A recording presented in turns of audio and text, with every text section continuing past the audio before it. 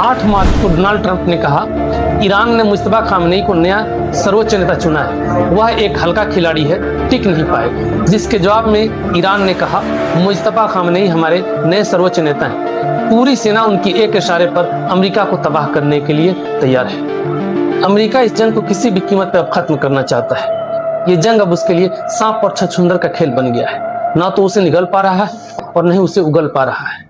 इस जंग को खत्म करने के लिए कभी रसिया के थ्रू और कभी चाइना के थ्रू मैसेज भिजवाने की कोशिश कर रहा है, ताकि इस जंग को किसी भी कीमत पर रोका जाए। क्योंकि तेल की कीमतें बहुत तेजी से आगे बढ़ रही हैं और पूरी दुनिया की अर्थव्यवस्था चरमराने की कगार पे आ गया है। हालत यह है कि अब उसे पूरी दुनिया को रसिया से तेल खरीदने के लिए 30 दिन की छूट देना पड़ा है।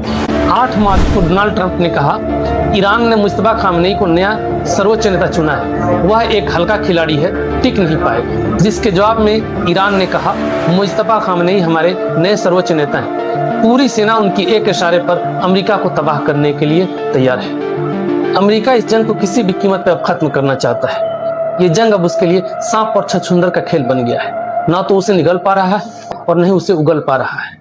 इस जंग को खत्म करने के लिए कभी रसिया के थ्रू और कभी चाइना के थ्रू मैसेज भिजवाने की कोशिश कर रहा है, ताकि इस जंग को किसी भी कीमत पर रोका जाए। क्योंकि तेल की कीमतें बहुत तेजी से आगे बढ़ रही हैं और पूरी दुनिया की अर्थव्यवस्था चरमराने की कगार पे आ गया है। हालत यह है कि अब उसे पूरी दुनिया को रसिया से तेल खरीदने के लिए 30 दिन की छूट देना पड़ा है।